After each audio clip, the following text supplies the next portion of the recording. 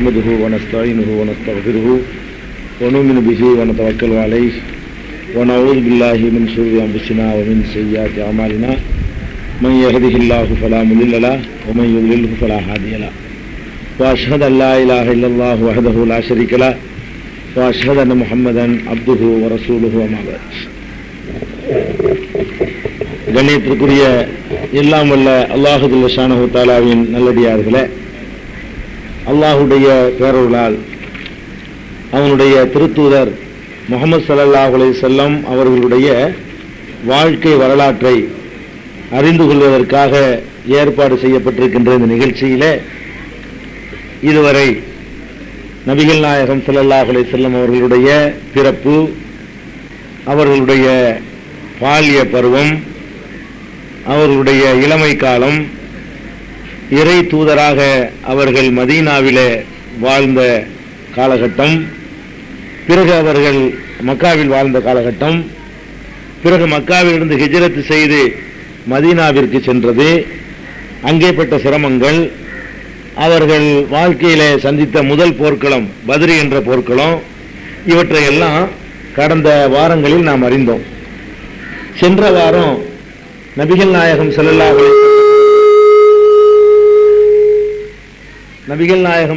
அலைஹி வஸல்லம் அவர்கள் சந்தித்த உஹது போர்க்களத்தை பற்றி ஒரு சில செய்திகளை நாம் அறிந்தோம். அதன் தொடர்ச்சியாக உஹது போர்க்களத்தில் நடந்த ஏனைய நிகழ்ச்சிகளை இன்றைய தினம் நாம் அறிந்து கொள்ளவிருக்கிறோம். நபிகள் நாயகம் ஸல்லல்லாஹு அலைஹி வஸல்லம் அவர்கள் இந்த உஹது போர்க்களத்திலே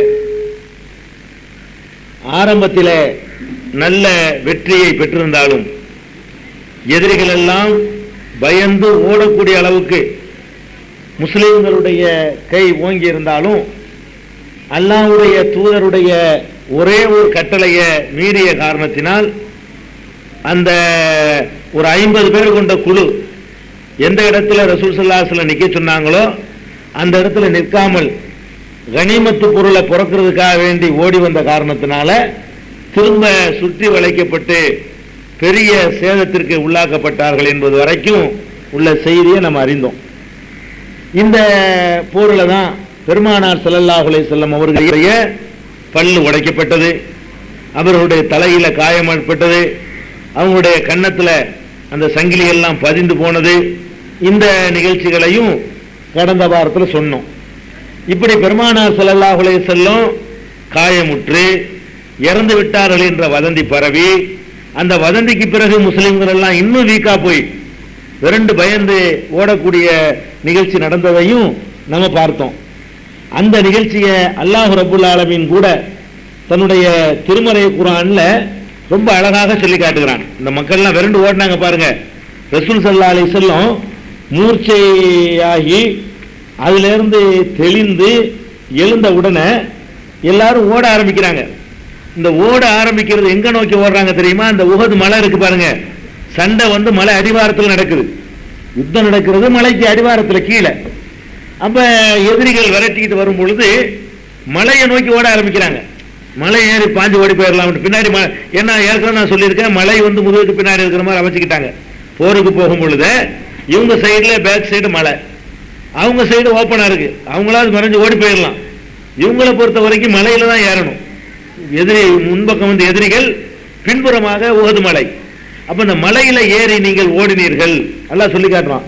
இது துஸ்இதூன, நீங்கள் மலையில ஏறி ஓடினீர்கள், வலா தல்ஊன அலா அஹதின், யாரையும் திரும்பி பார்க்காமல் ஓட ஆரம்பிச்சீர்கள்.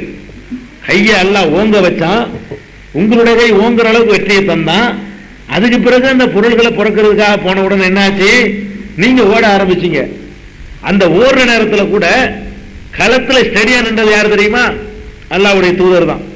ஒரு ரசூலு எதுவுக்கும் பி உஹ்ராக்கும், அவரை கடை கோடியில் நின்று கொண்டு உங்களை கூப்பிடுகிறார், ஓடாதீங்க வாங்க வாங்கன்னு. மூர்ச்சை தெளிந்த ரசூல் ஸல்லல்லாஹு அலைஹி வஸல்லம் மக்களை வந்து கூப்பிடுறாங்க, ஓடாதீங்க, நான் மூத்தா போகல, உயிரோட தான் இருக்கிறேன், விரைந்து வாருங்கள், நம்ம களத்துல நிப்போண்டு. பெருமானார் ஸல்லல்லாஹு அலைஹி வஸல்லம் அவர்கள் தான் களத்துல ஸ்டடியா நின்றாங்களே தவிர அங்கதான் இந்த வீரம் பழிச்சிருந்துங்க. முதல்ல தலைவர்களும் தளபதிகளும் ஒளிஞ்சிருவாங்க. எப்பவுமே மக்கள் கூட அப்படித்தான் காப்பாற்றுவாங்க, நீங்க போய் ஒளிஞ்சுக்கிறீங்க, பத்திரமா இருந்துக்கிறீங்க, இங்க என்ன நடக்குதுன்னு கேட்டா, தோல்வி முகம் காட்டின உடனே ஒவ்வொரு அரண்மனையிலையும் சுரங்கப்பாதை தோண்டி வச்சிருப்பானுவோ. அங்க தோக்குற தெரிஞ்சவனு சுரங்கப்பாதையிலே ஓடி போயிடுவாங்க கிட்டாவது மன்னர்கள், அவங்க குடும்பத்தார்கள்லாம் அப்படி யாருக்கும் போவாங்க. இங்க என்ன நிலைமை, ரசூல் ஸல்லல்லாஹு அலைஹி வஸல்லம் அவங்களும் களத்தில் நிக்கிறாங்க. இந்த போர்ல களத்தில் நின்றது அவங்களுடைய மனைவி ஆயிஷா களத்தில் நிக்கிறாங்க, அவங்களுடைய மகள் ஃபாத்திமா உஹது போர் களத்தில் நிக்கிறாங்க. அப்ப களத்தில் கொண்டை தானும் இறங்கி குடும்பத்தை இறக்கின்ற ஒரே தலைவராக பெருமானார் ஸல்லல்லாஹு அலைஹி வஸல்லம் தான் நீங்க பார்க்க முடியுது. அவங்க ஹக்கு நம்பின காரணத்தினால அடுத்த ஆளுக்கு தியாகம் பண்ற பத்தி பேசிடலாமுங்க. நான் உங்களுக்கு அறிவுரை ஈஸியா சொல்லிடலாம், அல்லாஹ்வுக்காக உயிரையும் கொடுப்போம். உயிரை கொடுக்க நான் வரணும்ல, நான் வரும்போது அப்பதான் தெரியும், ஓடி போயிருவேன். நானே வந்தாலும் புள்ள குட்டி எல்லாம் கூட்டு வர மாட்டேன். சரி நான் வேண்டா போயிட்டு நீங்க பத்திரமா இருந்துக்கிறீங்கப்பா, உங்களுக்கே அந்த வேலை. இப்படித்தான் எல்லா மனிதனும் இருக்கிறோம். பெருமானார் ஸல்லல்லாஹு அலைஹி வஸல்லம் அவர்கள் என்ன பண்றாங்கன்னா, இப்படி ஒரு மோசமான ஒரு காலகட்டத்தில் தன்னுடைய இன்னும் சொல்ல போனா பெருமானார் ஸல்லல்லாஹு அலைஹி வஸல்லத்துக்கு இந்த காயம் ஏற்பட்டுச்சுல, அந்த காயம் ஏற்பட்ட போது என்ன மருத்துவம் பண்ணீங்க அப்படின்னு கேட்கிறாங்க. அப்ப அதுக்கு என்ன மருத்துவம் பண்ணீங்கன்னு கேட்கும் பொழுது, ரசூல் ஸல்லல்லாஹு அலைஹி வஸல்லம் காயம் ஏற்பட்ட உடனே அவங்களுடைய மகள் ஃபாத்திமா களத்தில் நிற்கிறாங்கன்னு விளங்குது. காயம் பட்டு ரத்தம் ஓடிட்டு இருக்கும் போது அவங்களுடைய மகள் ஃபாத்திமா வந்து அந்த தண்ணீர் ஈர துணியை வச்சு சுத்தி சுத்தி என்ன செய்யறாங்க, அந்த தண்ணி வராம ஏற்பாடு பண்றாங்க. நிக்கல, ரத்தம் வராம. தினகாத்திரமான ஆள் ரசூல் ஸல்லல்லாஹு அலைஹி வஸல்லம், ரத்தம் பீரிட்டு வந்துகிட்டே இருக்கு, நிப்பாட்ட முடியல. காயத்திலிருந்து வர்றது வந்து நிக்கவே இல்லை. கடைசியா என்ன ஆகுதுன்னு கேட்டா, இந்த பாய் இருக்குல்ல, படுக்கிறதுக்கு பாய் வச்சிருப்பாங்கல்ல, ஈச்ச மரத்தில் உள்ள பாய், அந்த பாயை எரிச்சு அதை சாம்பலாக்கி அந்த சாம்பலை வச்சிருந்தாங்க. அந்த காயங்கள்ல அதை வச்சு ஃபாத்திமா நாயகி வந்து அடைச்சாங்க. அதோட தான் ரத்தம் நின்றுச்சுன்னு சொல்லி சஹீஹுல் புகாரியில ஒரு ஹதீஸை நம்ம பார்க்கிறோம். எதுக்கு இதை சொல்ல வர்றேன்னா, களத்துல இப்படிப்பட்ட இடத்துல மகளை இறக்கி விட்டுருக்காங்கன்னு பாருங்க. எந்த ஒரு தலைவனாவது தன்னுடைய மகனை கூட இறக்கி விடுவான், மகனை இறக்கி விட்டுருவாங்க. மகளை கொண்டே களத்தில் இறக்கி விட்டு வாழ்வா சாவாங்கிற ஒரு சின்ன கூட்டத்தை கூட்டிட்டு போகும்போது இப்படி இறக்கி விட்டு நின்ற ஒரு தலைவரை பார்க்க முடியாது. மறுமையில சொர்க்கம்னா எனக்கு கிடைக்கிற மகளுக்கு கிடைக்கட்டும், நாங்க ரெண்டு பேரும் நம்பிக்கை உள்ள ஆளுக்கு தான் அப்படின்னு காட்டுற மாதிரி பெருமானார் ஸல்லல்லாஹு அலைஹி வஸல்லத்துடைய மகளை களத்தில் இறக்கி விட்டுருந்தாங்க. அதே மாதிரி ஆயிஷா நாயகி எல்லாம் அந்த காயமடைந்தவர்களுக்கு சிகிச்சை பண்றது, ஆளுக்கு உடம்பு தூக்கிட்டு ஒடியாடுறது, காயமடைஞ்சிட்டாங்கன்னா தரத்தனை இழுத்துட்டு வந்துருவாங்க. இழுத்து கொண்டு ஒரு இடத்துல போட்டு தான் சிகிச்சை பண்ண முடியும், களத்துக்குள்ளே நின்று செய்ய முடியாது.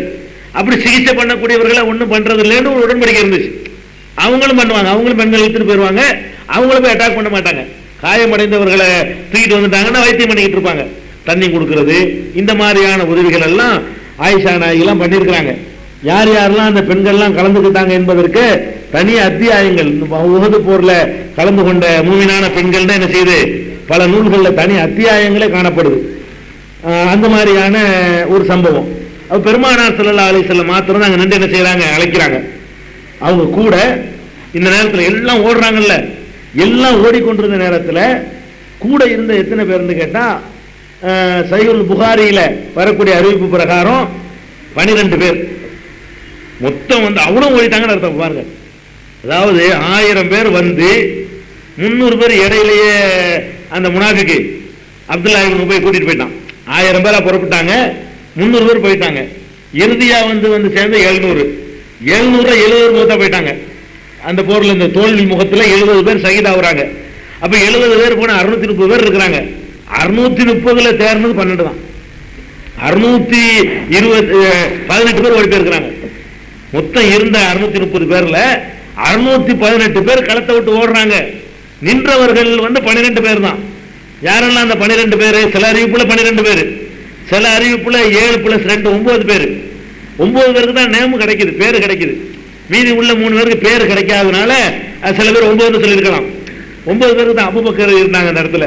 ஓடாம நின்றது யாரு? அபூபக்கர். ஓடாம நின்றது யார்? உமர். ஓடாமல் ரசூலுல்லாஹ்வோட நின்றது தல்ஹா. தல்ஹாவுல அந்த இதுல வர்றாங்க. சும்மா ஒண்ணு ரசூல் ஸல்லல்லாஹு அலைஹி வஸல்லம் சொர்க்கவாசின்னு ஒரு 10 பேருக்கு சொன்னாங்களே, சும்மாவெல்லாம் சொல்லிடல. 10 பேர் சொர்க்கவாசின்னு சொன்னாங்களே, அதுல தல்ஹா உண்டு, அபூபக்கர் உண்டு, உமர் உண்டு, தல்ஹா உண்டு. தல்ஹாவெல்லாம் சொர்க்கத்தை கொண்டு நன்மாராயம் சொல்லப்பட்டவர்கள் யார்? ஒரு ஆளு தல்ஹா, ஒரு ஆளு ஜுபைர், ஒரு ஆளு உஸ்மான்லாம் ஓடி போயிட்டார். உஸ்மான் ரலியல்லாஹு அன்ஹு நினைச்சிட்டாரு. இந்த களத்துல எல்லாரும் ஓடினாங்கல்ல, அவரும் ஓட ஆரம்பிச்சிட்டார். அப்படி எல்லாம் எல்லாம் ஓடுற நேரத்தில் ஸ்டெடியா நின்றது யாரு? அபூபக்கர், உமர், தல்ஹா, சுபைர், சாத் இப்னு அபி வக்காஸ், சஹல் இப்னு ஹுனைஃப், அபூ துஜானா, இவங்க தான் வந்து ரசூலுல்லாஹ் கிட்ட நிற்கிறாங்க. எல்லாம் ஓடி போச்சு. எப்படி இருக்குன்னு பாருங்க. 3000 பேர் சுத்தி வளைச்சிருக்கிற இடத்துல கடைசி வரைக்கும் நின்று மூத்த நாள் ஆகுமே தவிர இங்க இருந்து போயிட மாட்டோம் அப்படின்னு சொல்லி இந்த கட்டத்திலையும் உறுதியாக நின்றுக்கிறாங்களே. அதுல பெருமானார் ஸல்லல்லாஹு அலைஹி வஸல்லம் இந்த மாதிரி விரல் விட்டு எண்ணக்கூடிய சில பேர் தான் இருந்தாங்க. அப்ப இது சஹீஹுல் புகாரியில 12 பேர் என்ற செய்தியை நம்ம பார்க்கிறோம். இந்த 12 பேரும் பெருமானார் ஸல்லல்லாஹு அலைஹி வஸல்லத்தோட கூட நின்று பக்கபலமா நின்று போரிட்டாங்க. அந்த அழைப்புக்கு பிறகு, உரத்த அழைப்புக்கு பிறகுதான் ஓட ஆரம்பிச்சுட்டாங்க. இருட்டிருச்சு, எல்லாம் ஓடிட்டாங்க. இருட்டுனா வந்து போர் நின்றும். அந்த காலத்துல 2 பேரும் ஏத்துக்கிட்ட மரபது. ஓய்வாக தங்கி இருக்கிறவங்கள தாக்க மாட்டாங்க. அது இவன் தாக்க அவன் தாக்க மாட்டாங்க, 2 பேரும் நடந்துக்குவாங்க. அதாவது பொதுவாக ஒரு மரபு உலகத்தில் இருக்குமானால் 2 தரப்பும் கரெக்டா பேணிக்கிடுவாங்க. இவங்களும் போய் தாக்க மாட்டாங்க, அவங்களும் தாக்க மாட்டாங்கும் போது இது ஒரு கடைபிடிக்கப்பட்ட ஒரு மரபு. இரவான உன்ன ஓடி ஓடி ஒளிஞ்ச ஆட்கள்லாம் படிப்படியா ரசூலுல்லாஹ்ட்ட வந்து சேர்றாங்க. அன்னைக்கு ஓட்டம் தான். இவங்க தான் 2 தாக்கு பிடிக்கிறாங்க. இந்த நேரத்தில் வீரதீர பராக்கிரம செயலில் ஈடுபட்டு இவ்வளவு கஷ்டமான நேரத்திலையும் கூட பாருங்க, அனஸ் இப்னு நல்ர் வந்து ஒரு சஹாபிங்க. இவருடைய நினைவாகத்தான் அனஸ் ரலியல்லாஹு அன்ஹு நம்ம படிக்கிறோமே, அவருக்கு கூட அந்த அனஸ்ன்னு பெயர் வச்சது காரணமே இவர் நினைவாகத்தான். இவர் வந்து அனஸ் ரலியல்லாஹு அன்ஹுடைய பெரிய தகப்பனார். அனஸ் இப்னு மாலிக் என்று சொல்றமே, அவருடைய பெரிய தகப்பனார் தான் அனஸ் இப்னு நல்ருங்கிறவர். இவரே மதீனாவை சேர்ந்த அன்சாரிகள் உள்ளவர். அனஸுக்கு வந்து சின்ன பெரிய அப்பா, இவர் பெரிய அத்தா. புகாரியில வருது பாருங்க ஹதீஸ். பத்ரு போர்க்களத்தில் இந்த அனஸ் இப்னு நல்ர் கலந்து கொள்ளவில்லை. பத்ரு போர்கள் நடந்துச்சு இல்லையா, முதல் போர், அதுல கலந்து கொள்ளல. முதல் போர் நான் கலந்து கொள்ளாமல் போயிட்டேன். இனி ஒரு வாய்ப்பு கிடைக்குமே ஆனால் இந்த இணை வைக்கக்கூடியவர்களுக்கு நான் யாருங்கிறத காட்டுவேன், சரியான பாடம் போட்டுவேன் சொல்லி அப்போ ஒரு சபதம் எடுத்தாராம். பத்ரு போர்ல கலந்துக்கிற வாய்ப்பு கிடைக்காம போன உடனே, ஏன் வாய்ப்பு கிடைக்கலன்னா பத்ரு வந்து திடீர்னு வந்து போறது, போருக்குன்னு புறப்பட்டு போகல, வழிமறிக்க போகும்போது போராது மாறிக்கிருச்சு. அப்ப அந்த மாதிரி சொல்லிடுறாரு. உஹது போர் வந்த உடனே முஸ்லிம்கள் எல்லாம் விரண்டு ஓட ஆரம்பிக்கிறாங்க. இந்த விரண்டு ஓடக்கூடிய நேரத்தில் இந்த அனஸ் இப்னு நல்ர் என்ன பண்றாரு தெரியுமா, அல்லாஹ்ட்ட துஆ செய்றார். அல்லாஹும்ம இன்னி அஅ்தஸிரு இலைக்க மிம்மா ஸனா ஹாவுலாய், இந்த முஸ்லிம்கள் செய்த காரியத்திற்காக நான் உன்னிடத்தில் மன்னிப்பு கேட்கிறேன். எல்லாரும் ஓடுறாங்க. ஓடுற நேரத்தில் ஒரு களத்தில் நின்று கொண்டு ரசூலுல்லாஹ்வுக்கு பக்கத்தில் நின்று கொண்டு அல்லாஹ்விடத்தில் துஆ செய்றாரு. அல்லாஹும்ம இன்னி அஅ்தஸிரு இலைக்க மிம்மா ஸனா ஹாவுலாய், இந்த முஸ்லிம்கள் செய்த காரியத்திற்காக நான் உன்னிடத்தில் வந்து என்ன செய்யறேன், மன்னிப்பு கேட்கிறேன். அபுரவு இலைக்க மிம்மா ஜாபிஹி ஹாவுலாய், இந்த எதிரணியினர் கொடுத்த அந்த தாக்குதலுக்கு நான் பழி தீர்க்க இருக்கிறேன், நான் பழி தீர்க்க போறேன் இப்ப அப்படின்னு சொல்லி அல்லாஹ்விடத்துல துஆ செய்றாரு. துஆ செய்துட்டு வாளை உரையிட்டு உள்ள போறார். சாத் இப்னு முஆத் அவரை வந்து ரசூலுல்லாஹ் பக்கத்தில் இருந்தவர்ல ஒரு ஆள் சாது. அப்ப சாது நோக்கி எங்க போறேன் அப்படின்னு கேட்கிறாரு. எங்க போறேன் உடனே அப்ப இவர் சொல்றாரு, ஐசாத் ஹாதிஹில் ஜன்னா, இதோ சொர்க்கம் தெரிகிறது, நான் சொர்க்கத்துக்கு போறேங்கிறாரு. அந்த களத்துக்குள்ள எதிரிகள் உக்கிரமா தாக்கி எல்லாம் விரண்டு ஓடிக்கிட்டு இருக்கும் போது இவர் என்ன செய்யறாரு, நான் சொர்க்கத்துக்கு செல்ல போகிறேன். இன்னி அஜிது ரீஹா தூன உஹத், உஹது மலைக்கு அப்பால் இருந்து அந்த சொர்க்கத்தினுடைய வாசத்தை நான் முகர்கிறேன். அந்த வாசம் எனக்கு மூக்கல் அடிக்குது, சொர்க்கத்து வாசம், நான் சொர்க்கத்திற்கு செல்ல போகிறேன் என்று சொல்லிட்டு போனாரு. உள்ள நுழைஞ்சா அவ்வளவுதான், ஆள் வந்து நினைச்சிட்டாரு, இறந்து போயிட்டாரு. எந்த அளவுக்குன்னா 80க்கு மேற்பட்ட வாள் வெட்டுக்கள். பிறகு அவர் உடலை தேடி எடுக்கிறாங்க. அந்த உடம்புல 80க்கு மேற்பட்ட வாள் வெட்டுக்கள் இருந்தா எவ்வளவு நின்று தாக்கு பிடிச்சிருக்கான்னு பாருங்க. ஒரு வெட்டுல விழுந்துடல, மூத்த பேட்ட போட்டு போயிருப்பாங்க. 80க்கு மேற்பட்ட வாள் வெட்டுக்கள், ஈட்டியினால குத்துன குத்து, அம்புடைய தாக்குதல்கள், இப்படி பல வகையிலையும் அவர் சிதைக்கப்பட்டு கிடக்கிறார். இது போக என்ன பண்ணுவாங்கன்னா அவங்க ரசூல் ஸல்லல்லாஹு அலைஹி வஸல்லம் தடுத்து விட்டாங்க. போர் நடக்குது, எதிரியை நம்மளும் தாக்கிக்கிறோம், எதிரி செத்து போயிட்டான், செத்த உடலை சதைக்க கூடாதுன்னு இஸ்லாம் சொல்லுது. போர்ல சண்டையில குத்தலாமே தவிர செத்து போய் கிடக்கிற உடம்பு மூக்கா இருக்கிறது, காதா இருக்கிறது, விகாரப்படுத்துறது, தலையை அறுத்துக்கிட்டு போறது, இந்த மாதிரியான காரியங்கள் செய்வதை ரசூல் ஸல்லல்லாஹு அலைஹி வஸல்லம் தடுத்துட்டாங்க. போர்ல கூட செய்யல, அவங்க பண்ணுனாங்க.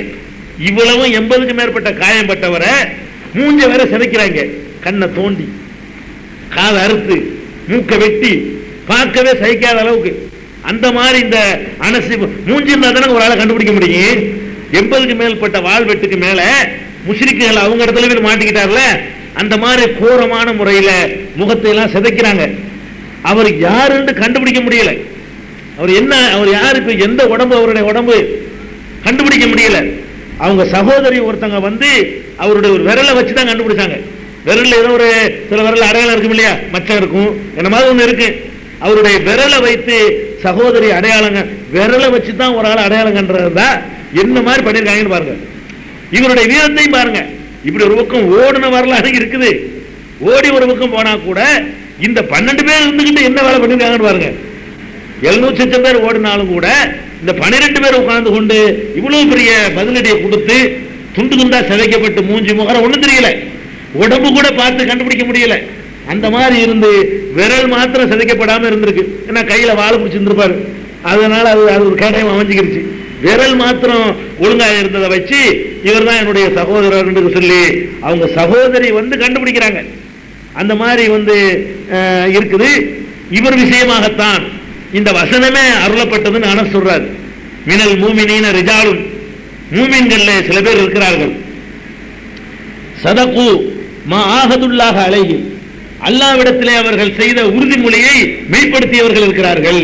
இந்த மாதிரி மெய்ப்படுத்துறாங்க. அல்லாஹ்ட்ட உறுதிமொழி கொடுத்தாங்கல்ல, அல்லாஹ் நீ வெற்றியை கொடுத்தாலும் தோல்வியை கொடுத்தாலும் நான் கடைசி வரைக்கும் நிற்போண்டு, அதுல கடைசி வரைக்கும் உறுதியாக நின்றவர்களும் இந்த மூமின்கள்ல இருந்தாங்க. எல்லாரும் ஓடி போயிடல, ஓடி போனவர்கள் இருந்தாலும் தங்கள் வாக்குறுதியை மெய்ப்படுத்தியவர்களும் இருந்தார்கள் என்று சொல்லி இந்த வசனம் அருளப்பட்டுச்சுங்க. அந்த அளவுக்கு அனஸ் இப்னு நல்ரு போன்ற வீரர்கள் எல்லாம் இறங்கி நின்றிருக்கிறாங்க, களத்தில் நின்றிருக்கிறாங்க. அதே மாதிரி ஷம்மாஸ் பின் உஸ்மான் என்பவர், இவரை பற்றி பெருமானார் ஸல்லல்லாஹு அலைஹி வஸல்லம் என்ன சொல்றாங்க தெரியுமா? அவருக்கு நான் ஒரு ஊமை சொல்வதாக இருந்தால் அவரை ஒரு கேடயமாக நான் சொல்வேன். அவர் எனக்கு பக்கத்தில் நின்று கொண்டு கேடயமாக நின்று கொண்டு எந்த பகுதியிலிருந்து என்னை தாக்குவதற்கு அம்போ வாளோ ஈட்டிய வந்தாலும் தன் உடம்புல அவர் தாங்கிக்கிறார். மனித சுவருங்கிறாங்கல்ல, கேடயம் இல்ல ரசூலுல்லாஹ்ட்ட. அவங்க 12 பேர் நிக்கிறாங்க, இவர் போர் செய்யலாம் தயாரா இல்ல. இவருடைய கவனம் எல்லாம் என்ன, ரசூலுல்லாஹ் தாக்குறதுக்கு அம்பு வருதா ஈட்டி வருதா, வந்தா இவருடைய நெஞ்சை கொடுத்து தாங்கிடுவார். அந்த அம்புகளை ஈட்டிகளையும் தன்னுடைய உடம்பில தாங்கி கொண்டாரு. அவரை நான் ஒரு கேடயமாகத்தான் அவருக்கு நான் உதாரணம் சொல்ல முடியும் அப்படின்றாங்க ரசூல் ஸல்லல்லாஹு அலைஹி வஸல்லம். இவரை பாராட்டுறாங்க ஷம்மாஸ்ங்கிறவரை. அதே மாதிரி சொன்னாங்க, மா ஊத்திய மின் நாஹியத்தின் இல்லா வகானி பி நஃப்ஸிஹி, எந்த முனையிலிருந்து தாக்குதல் வந்தாலும் தன்னையே கேடயமாக ஆக்கி என்னை அவர் காப்பாற்றாமல் இருக்கவில்லை. எந்த பக்கத்தில் வந்தாலும் அவருடைய வேலையெல்லாம் வாளி ஏந்தி போர் செய்யறது அல்ல, ரசூல் மேல திரும்ப பற்றக்கூடாது மட்டும்தான் அவருடைய நோக்கம். அதுக்காக வேண்டி தன்னையவே முழுசா அர்ப்பணித்தவர்கள் இருந்தாங்க அந்த காலத்துல. அப்படி வீர செயல்களை செஞ்சு அவரு கடுமையான காயம், என்ன ரசூலுல்லாஹ்வுக்கு வர்ற அம்புலாம் இவர் தாங்கிட்டார்லங்க, கடுமையான காயம் ஏற்பட்டு ரொம்ப சீரியஸான நிலையில மதீனாவுக்கு வர கொண்டு போறாங்க. கொண்டு போன மறுநாள் இறந்துடுறாரு. அதுலயே அந்த காயத்துல களத்துல இறக்காவிட்டாலும் இறந்து போற கண்டிஷன்ல அவரை தூக்கிட்டு போறாங்க, மதீனாவுல இறந்துடுறாரு. இவரெல்லாம் ஸ்டெடியா இருந்த ஆட்கள் ஷம்மாஸ்ங்கிறவர்.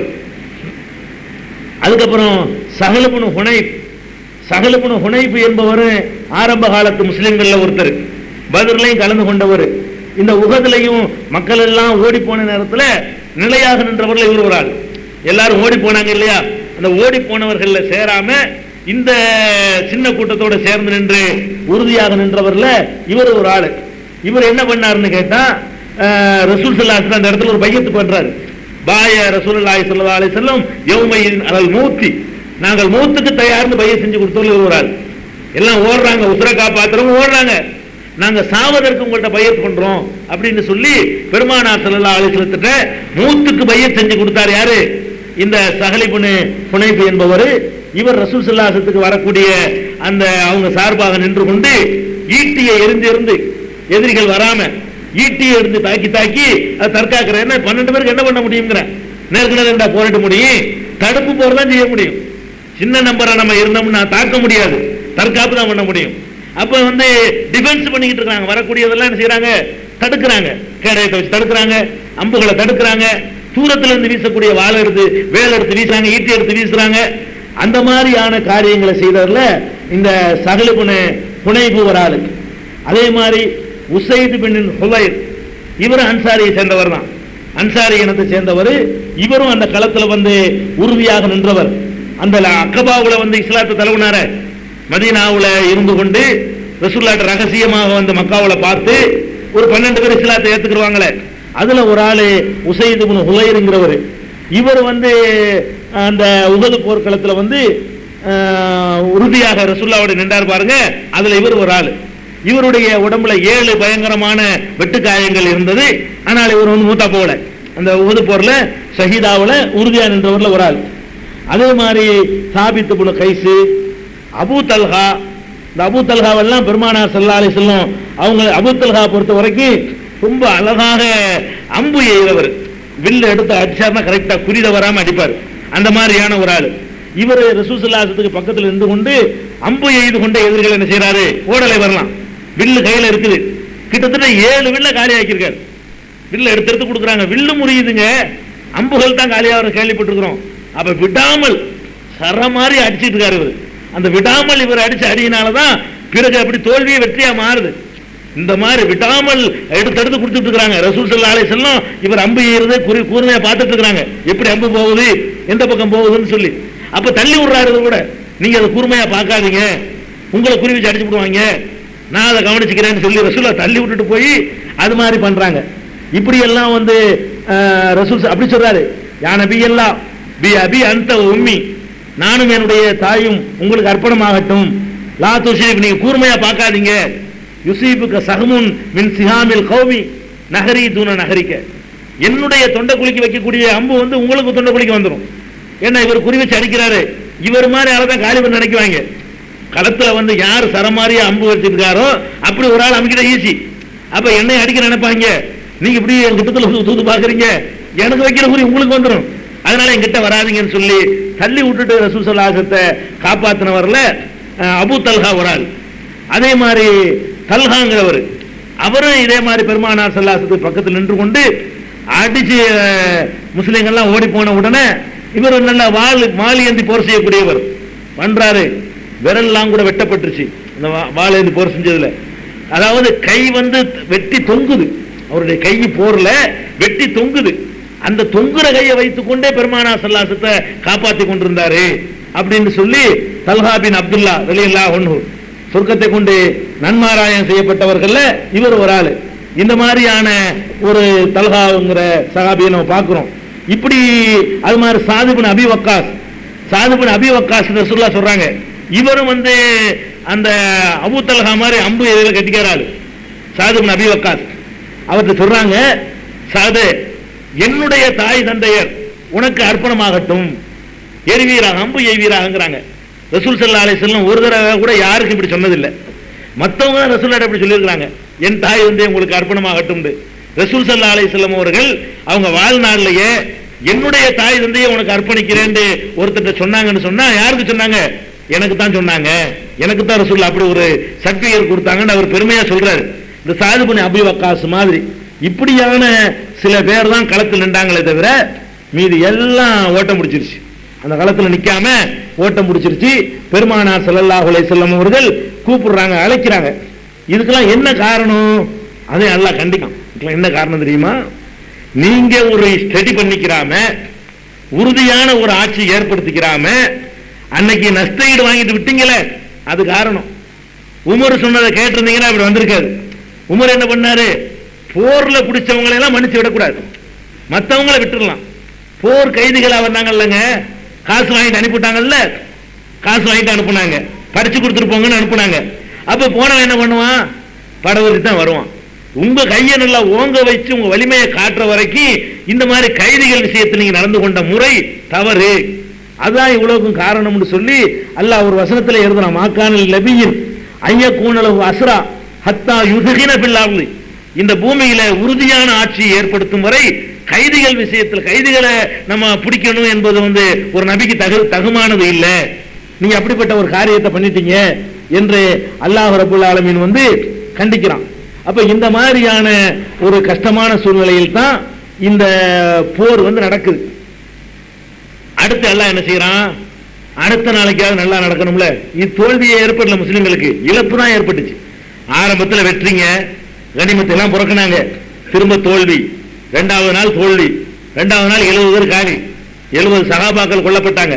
இந்த 70 பேர் கொல்லப்பட்டவன அடுத்த நாள் அல்லாஹ் என்ன பண்ணிட்டான், இவ்வளவு டென்ஷன்ல யாருக்கா தூக்கம் வருமா? தூக்கம் வராது. உங்களுக்கு அப்படியே ஒரு மயக்கத்தை நான் கொடுத்தேன். எந்த அளவுக்குன்னா அபூ தல்ஹா சொல்றாரு, நான் கையில வாழ இருக்கிற பொத்து கீழே விழுவுது. அப்படியே என்ன அறியாம படுக்க வைக்கிறான் அல்லாஹ். எவன் ஃப்ரெஷ்ஷா தூங்கி எழுந்துச்சான்னு வைங்களேன், ஆளு தனியா ஆளை மாறி போயிருவாங்க. பதட்டம் இல்லாம தூங்கி எழுந்துச்சுட்டா, நாளைக்கு என்னமோ ஒரு பெரிய பரீட்சைக்கு போறீங்க, விடிய விடிய ராத்திரி பரிச்சை பரிச்சை எழுத மாட்டான்.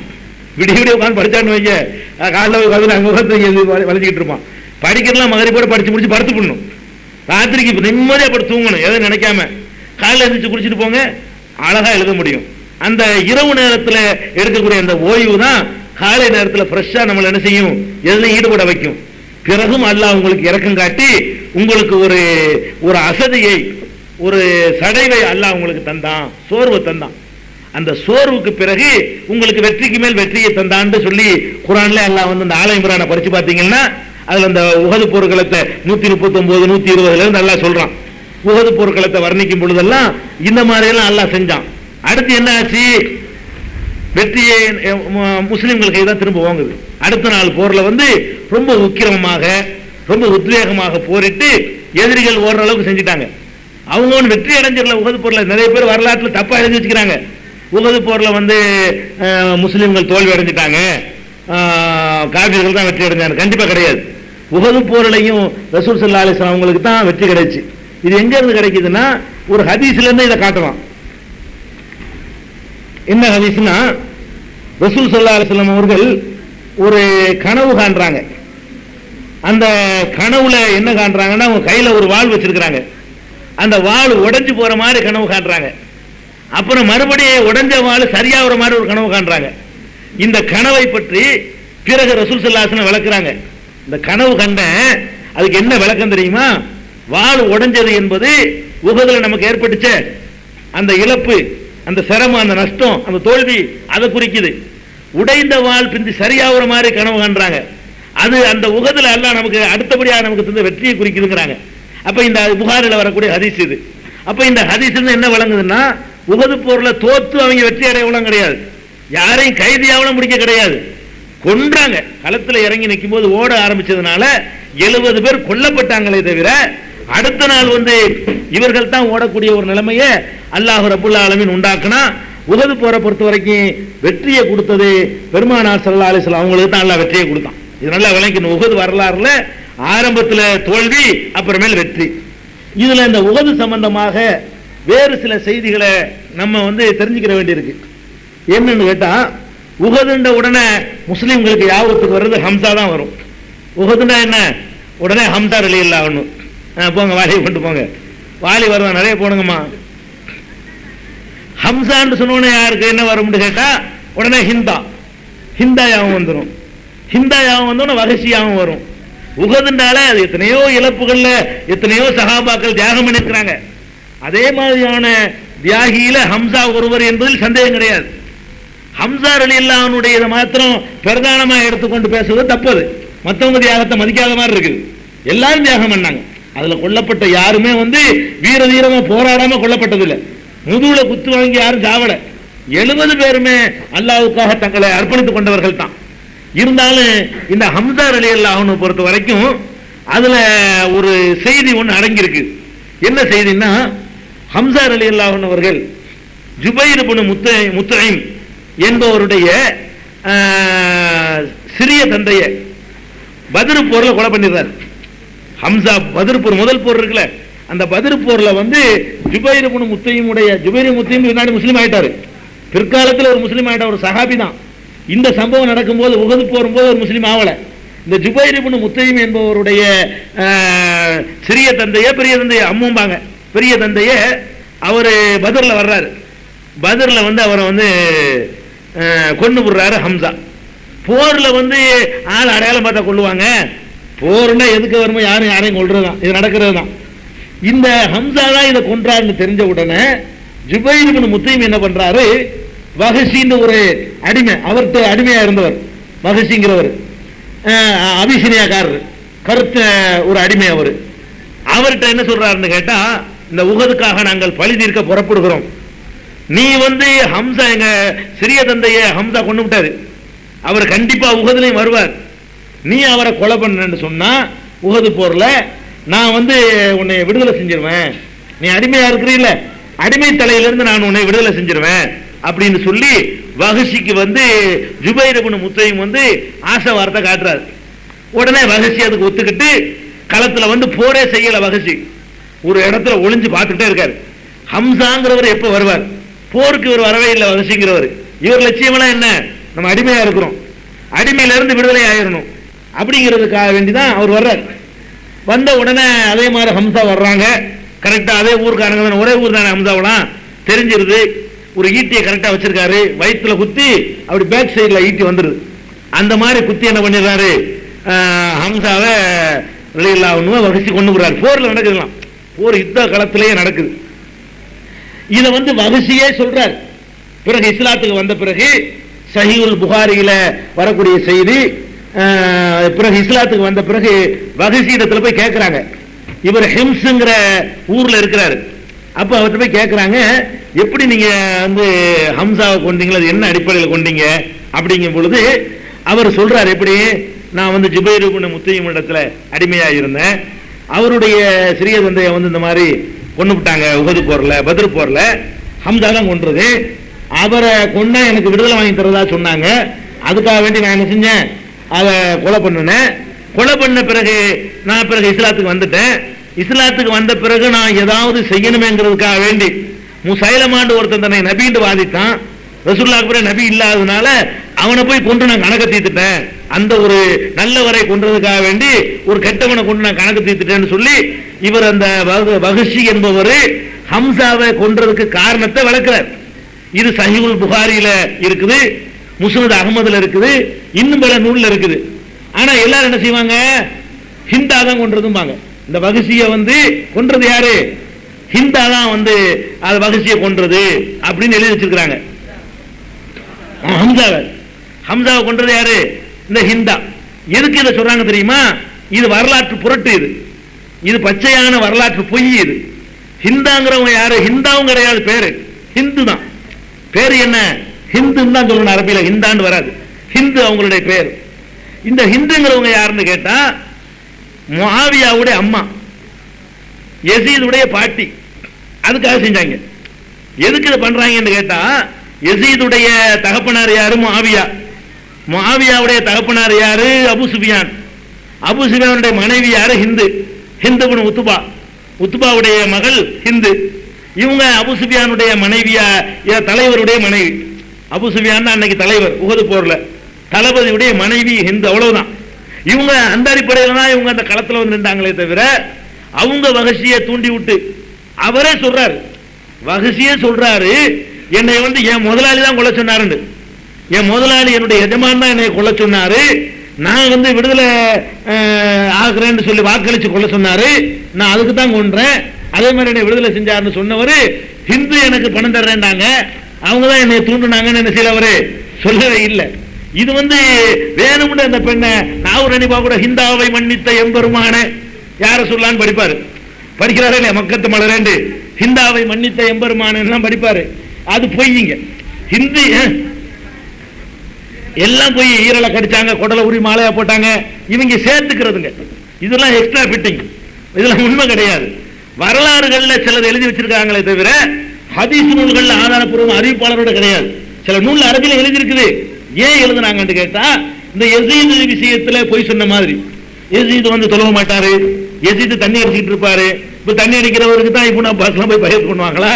இப்னு அப்பாஸ், இப்னு ஒரு மாதிரி பெரிய பெரிய தகாபாக்கள்லாம் அவர் ஆட்சி தலைவரை ஏத்துக்குவாங்களா?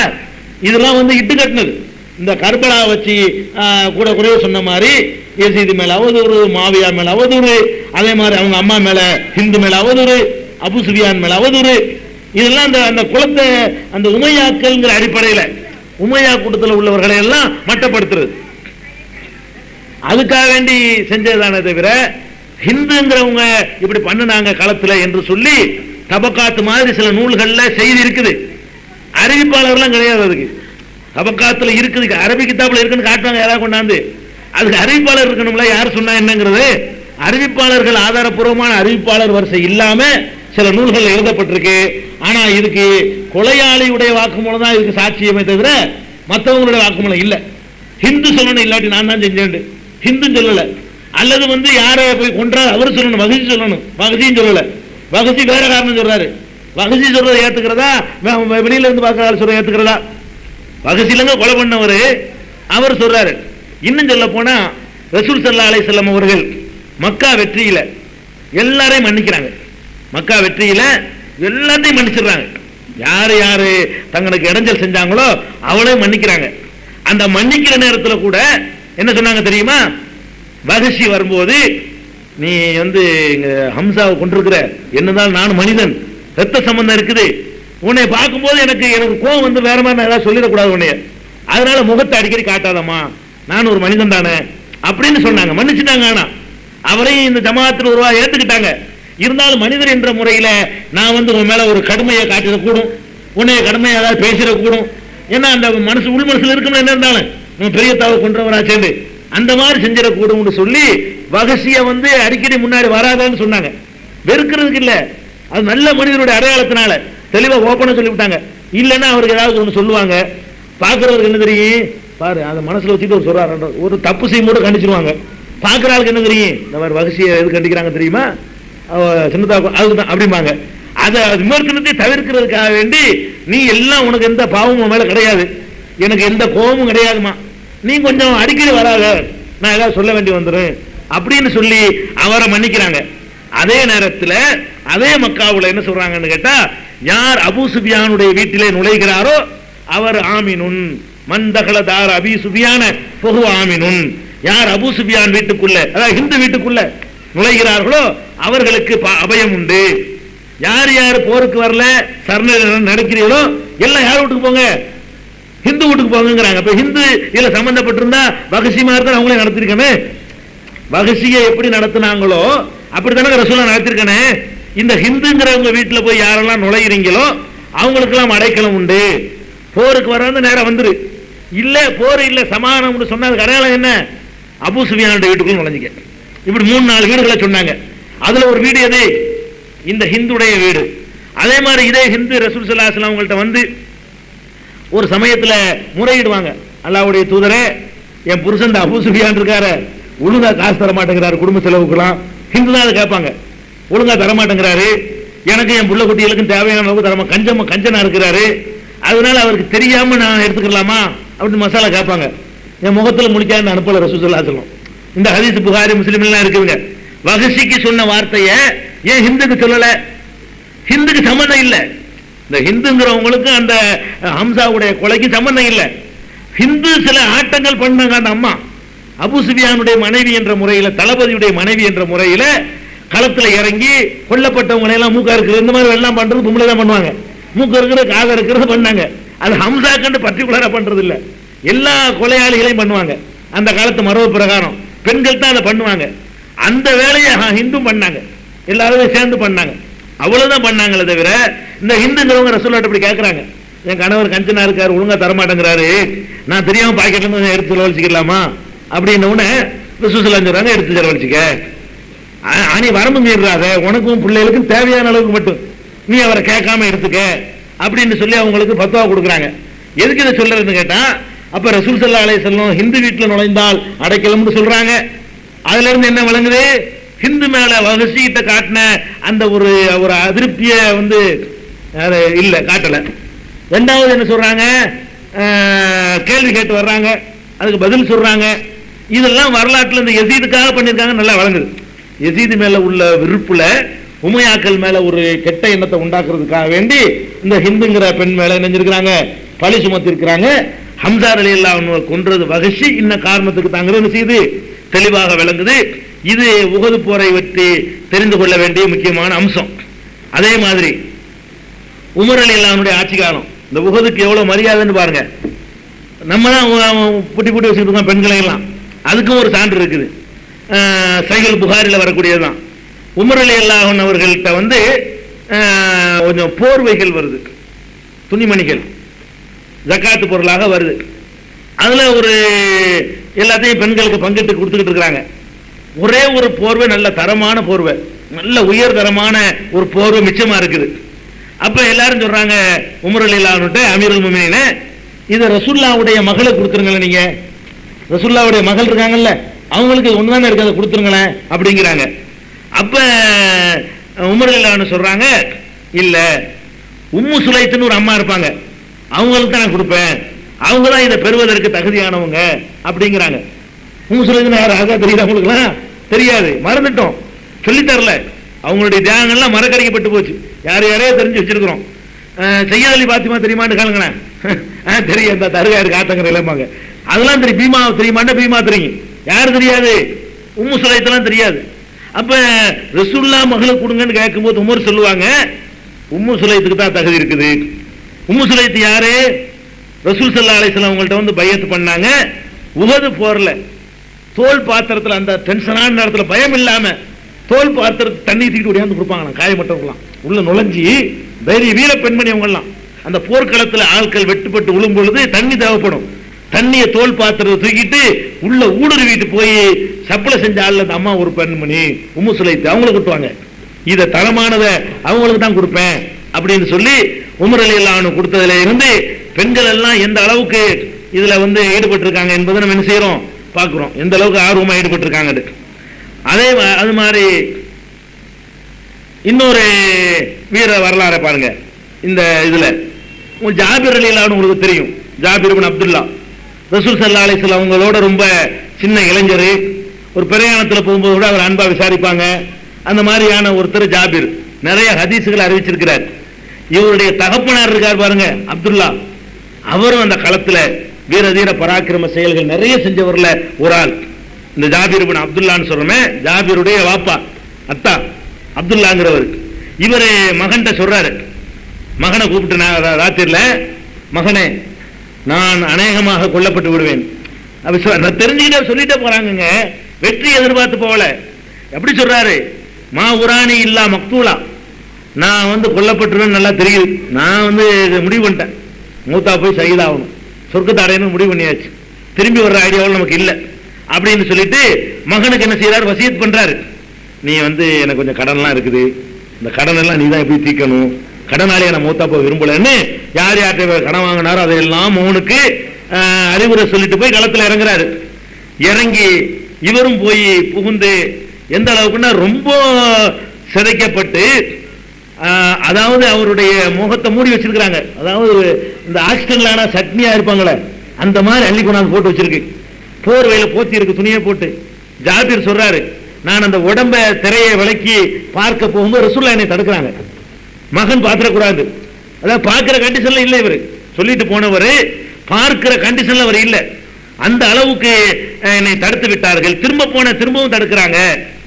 அப்போ இந்த மாதிரியாக ரசூல் ஸல்லல்லாஹு அலைஹி வஸல்லம் உடைய காலத்துல இந்த உஹது போர்ல அப்துல்லாவும் பெரிய தியாகம் பண்ணாரு, நிறைய விட்டுப்பட்டு கொல்லப்பட்டவர். இந்த உஹதுல கொல்லப்பட்டது சம்பந்தமாக இன்னொரு முக்கியமான சம்பவத்தை நம்ம எடுத்துக்கிறோம்னா, முஸாப் இப்னு உமைர், இவரெல்லாம் ரொம்ப முக்கியமான ஒரு ஆளு உஹது போர்ல. அப்துர் ரஹ்மான் இப்னு அவுஃப் சொல்றாங்க, என்ன சொல்றாங்கன்னு கேட்டா, அவங்கள்ட்ட ஒரு உணவு கொண்டாந்து யாரோ கொடுக்குறாங்க அப்துர் ரஹ்மான் அவுஃப்ட்ட. பிற்காலத்துல யார் அப்துர் ரஹ்மான் இப்னு அவுஃப்? அந்த 6 பேர்ல ஒருத்தர். போன வாரம் நம்ம சொல்லியிருக்கோம்ல, அடுத்த ஆட்சியாளர் யார் என்று தீர்மானிக்கிறதுல ஒருத்தர், சொர்க்கத்திற்கு உரிய 10 பேர்ல ஒரு ஆளு, மிகச்சிறந்த சஹாபி, விரும்பி இருந்தால் உமருக்கு அப்புறம் ஜனாதிபதியாக வருவதற்கான வாய்ப்பை பெற்றிருந்தவர். அந்த அவர் சொல்றாரு, உணவு கொண்டு வந்த உடனே அவர் சொல்றாரு, அப்துர் ரஹ்மான் இப்னு அவுஃப் சொல்றாரு, ஹம்சா கொல்லப்பட்டார் உஹது போர்ல, அவரை கஃன் அணிகிறது கூட எங்கள்கிட்ட என்ன இல்லை, ஒழுங்கான ஆடைகள் இல்லை, அவர் என்னை விட எவ்வளவு சிறந்தவர் ஹம்சா. முஸாப் இப்னு உமைர் கொல்லப்பட்டாரு, அவர் என்னை விட எவ்வளவு சிறந்தவர், அவருக்கு கூட கஃனுக்கு என்ன இல்லை, இறந்து போனவருக்கு கஃன் ஆடை இருக்குல்லங்க அதுக்கு வழி இல்லை. இன்னைக்கு பாருங்க எத்தனை வகை வகையா உணவுக்கு என்னை கூப்பிடுறீங்கிறார். வகை வகையான சாப்பாடை வச்சவரை கூப்பிடும் பொழுது அந்த பழைய சம்பவத்தை நினைவுபடுத்துறாரு. ஹம்சா கொல்லப்பட்டாரு, அந்த பாடியை மூடுவதற்கு துணி இல்லை. அது மாதிரி முஸாப் இப்னு உமைர் கொல்லப்பட்டாரு, அவருக்கு மூடுறதுக்கு அவருக்கு துணி இல்லை. இன்றைக்கு பாருங்க நாங்க வகை வகையாக என்னத்தை அனுபவிச்சுக்கிட்டு இருக்கிறோம் அப்படின்னு சொல்லி அப்துல் ரஹ்மான் இப்னு அவுஃப் வந்து இந்த பழைய காலத்தை நினைவு பண்றாரு. அப்ப அந்த போர்ல கொல்லப்பட்டவங்களுக்கு கஃனுக்கு துணி இல்லை. அடக்கம்ன்றது கூட 70 குழி வெட்ட முடியுமா? களத்துல போய்கிட்டு ஒரு குழியை வெட்டி 2 பேர், ஒரு குழிக்கு 2 பேர் அடக்கம் பண்ணாங்க ரசூலுல்லாஹி ஸல்லல்லாஹு அலைஹி வஸல்லம். 35 குழி தான். அந்த மாதிரி எல்லாம் நினைச்சாங்க ஒரு குழியை வெட்டுறது 2 பேர் அடக்கம் பண்றது. அந்த மாதிரி 2 பேராக எல்லாம் அடக்கம் பண்ண சம்பவங்கள் எல்லாம் இந்த உஹது போர்ல நடக்குது. இது ஒரு முக்கியமா அறிந்து கொள்ள வேண்டிய ஒரு சம்பவம். இந்த உஹது போர்ல கொல்லப்பட்டவர்களை பெருமானார் ஸல்லல்லாஹு அலைஹி வஸல்லம் குளிப்பாட்டல, அந்த ரத்தத்தோடவே என்ன செஞ்சாங்க? அடக்கம் பண்ணாங்க. குளிப்பாட்ட கிடையாது. அவர்களுக்காக வேண்டிய தொழுகை நடத்தல. அப்படியே கொண்டீங்கன்னா ஷஹீதுக்கு தான் எல்லா பாவம் மன்னிக்கப்பட்டு போயிடுச்சு, பாவம் மன்னிப்பு தனியாக கேட்க வேண்டிய தேவையில்லை. கடைசியா அவர் ஷஹீத் ஆகுறாரு, எல்லா பாவம் மன்னிக்கப்பட்டது, நேர சொர்க்கத்துக்கு போயிட போறாரு. அப்படிங்கிறதுனால ரசூல் ஸல்லல்லாஹு அலைஹி வஸல்லம் அவங்களுக்கு ஜனாசாவும் தொழுவிக்கல. அந்த ரத்தக்கரையோட கழுவாமல் அப்படியே நீங்க அடக்கம் பண்ணுங்க, அதோட அவர் எழுப்பப்படுவாரு, ஷஹீதாகவே என்ன செய்வாரு? எழுப்பப்படுவார் என்றெல்லாம் பெருமானார் ஸல்லல்லாஹு அலைஹி வஸல்லம் சொல்லி இருக்கிறாங்க. இது ஒரு உஹது போர்ல இருந்து தெரிந்து கொள்ள வேண்டிய முக்கியமான ஒரு சம்பவம்.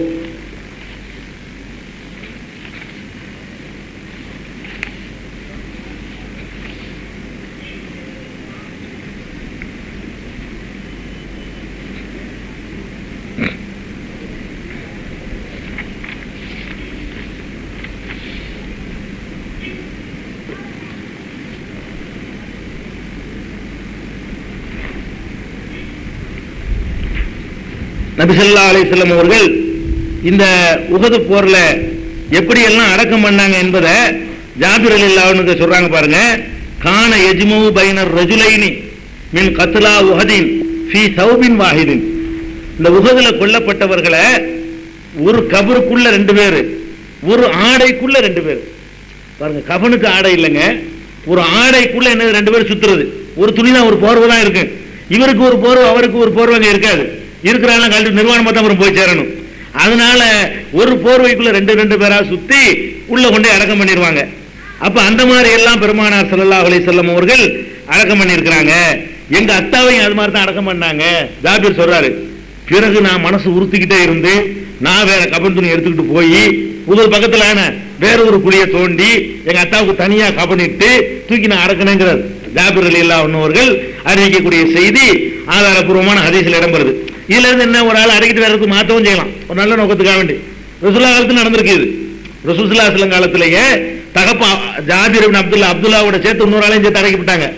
2 பேர் அடக்கணும்னு இவருக்கு உறுத்துது, நம்ம அத்தாவுக்கு தனி கபரா இருந்தா நல்லா இருக்குமே அப்படின்னு சொல்லி இவர் போய் தனியா துணியெல்லாம் வாங்கிட்டு போய் குழி தோண்டி அது பிரிச்சு அடக்கிட்டு வர்றாரு பிறகு போய். அப்ப இந்த மாதிரி இதெல்லாம் எப்ப நடக்கு தெரியுமா? அடுத்த நாள் போர் நடந்து எதிரிகள் எல்லாம் ஓட ஆரம்பிச்ச பிறகு, இவங்க ஸ்டடியான பிறகு இந்த அடக்கம் பண்ற வேலையெல்லாம் என்ன செய்யறாங்க? அங்கனுக்குள்ள பண்றாங்க.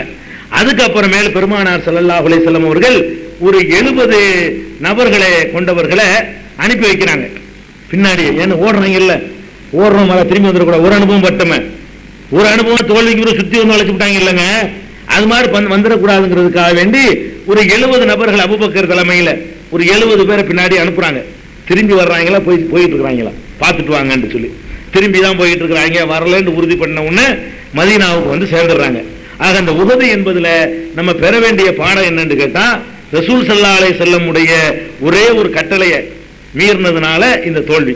ஆரம்பத்தில் வெற்றியை தான் கொடுத்தான், மலக்குகளை அனுப்பி வெற்றி கொடுத்தான். சின்ன கூட்டத்துக்கு பெரிய 700 பேர் 3000 பேர் சமாளிக்கிற அளவுக்கு ஒரு பெரிய வெற்றியை கொடுத்தான். இவங்க அந்த கட்டளையை மீறுவதனால அவங்க இந்த மாதிரி தோத்து போயிட்டாங்க அப்படிங்கிறத நம்ம விளங்கிட்டோம். இதுல இன்னொன்னு என்னன்னு கேட்டா, இந்த உஹது போர்ல கிடைக்க வேண்டிய பாடம், முஹாஜிர்கள் தானே ரொம்ப பாதிக்கப்பட்டவங்க, மக்காவில இருந்து போனவங்க இல்லைங்க. அன்சாரிகள் வந்து அவங்க போர் செய்யறதுல பழக்கம் இல்லாத ஆட்களும் கூட, அப்பாவி மாதிரியான ஆட்கள். இந்த உஹது போரை பொறுத்த வரைக்கும் அன்சாரிகளுடைய வீரத்துக்கு நிகராக முஹாஜிர்கள் வீரம் இருக்கல. நிறைய தியாகம் பண்ணது யாரு? அன்சாரிகள். எந்த அளவுக்குன்னா ரசூல் ஸல்லல்லாஹு அலைஹி சொன்னாங்க, மொத்தம் 9 பேர் இருக்காங்க ரசூலுல்லாஹ்வோட கடை ஒரு கட்டத்தில். அந்த 9ல 7 அன்சாரி 2 முஹாஜிர். அந்த 7 அன்சாரியும் கொல்லப்பட்டுறாங்க, இந்த 2 முஹாஜிர்கள் தான் மிச்சமா வராங்க. அப்ப சொன்னாங்க, நம்முடைய முஹாஜிர் தோழர்கள் இருக்காங்களே, அவங்க நேர்மையா நடந்துக்கிறல, இவங்க அளவுக்கு அவங்க என்ன செய்யல, தியாகம் பண்ணிக்கிறல என்று சொல்லி ரசூல் ஸல்லல்லாஹு அலைஹி வஸல்லம் சொல்ற அளவுக்கு மதீனாவை சேர்ந்த சஹாபாக்கள் தான் பெரிய அளவில் இணைஞ்சிருக்காங்க. இந்த களத்துல உறுதியா நின்றதுலையும் அவர்கள் தான் அதிகம், ஷஹீதானதுலையும் அவங்க தான் அதிகம், வீரதீர பராக்கிரமத்தை காட்டினதுலையும் அவங்க தான் அதிகமான எண்ணிக்கையில் இருந்தாங்க. இப்படியான ஒரு விஷயத்தையும் நம்ம என்ன செஞ்சுக்கிறோம், இந்த உஹது போர்ல இருந்து தெரிந்து கொள்கிறோம். ஆக இது பெருமானார் ஸல்லல்லாஹு அலைஹி வஸல்லம் சந்தித்த பல போர்க்களங்கள்ல